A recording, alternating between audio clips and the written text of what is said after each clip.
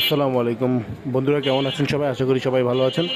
বন্ধুরা দেখুন, মেহের আফরোজ শাওন যে কিনা আসলে খুবই খুশি।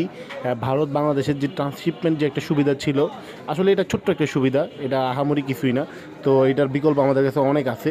তো এইটা বাতিল করে দেওয়াতে সে এমন একটা পোস্ট দিয়েছে, মানে দেখেন কি লিখেছে সে, ভাই পাতিয়ে কোনো লাভ হলো না। মানে এটা বুঝিয়েছে যে ডক্টর মোহাম্মদ ইউনূস যে মোদির সাথে মিটিং করেছে, মিটিংয়ের পরে কোনো লাভ হলো না। মানে এমনভাবে বোঝালো যে হাত পাও মানে ভিক্ষা করার মতো আর কি মিটিংটা করেছে সে, মানে বুঝিয়েছে অনেক কিছুই আসলে, ঠিক আছে। তো এই তাদের আসলে কত নিচ মানসিকতা। এরা আসলে যে ইন্ডিয়ান এজেন্ট, বাংলাদেশে ইন্ডিয়ান এজেন্ট হিসেবে এরা কাজ করছে, এইসব পোস্ট দেখলে আসলে বোঝা যায়। বন্ধুরা, আমরা ইনশাল্লাহ ডক্টর মোহাম্মদ ইউনূসকে ক্ষমতা টিকিয়ে রাখার জন্য ইনশাল্লাহ আমরা আন্দোলনে থাকব। আমরা অবশ্যই চাইব গণভোট হোক। মানুষের ইচ্ছা এখন একটাই, ডক্টর মোহাম্মদ ইউনূসকে আমরা 5 বছর ক্ষমতায় চাই।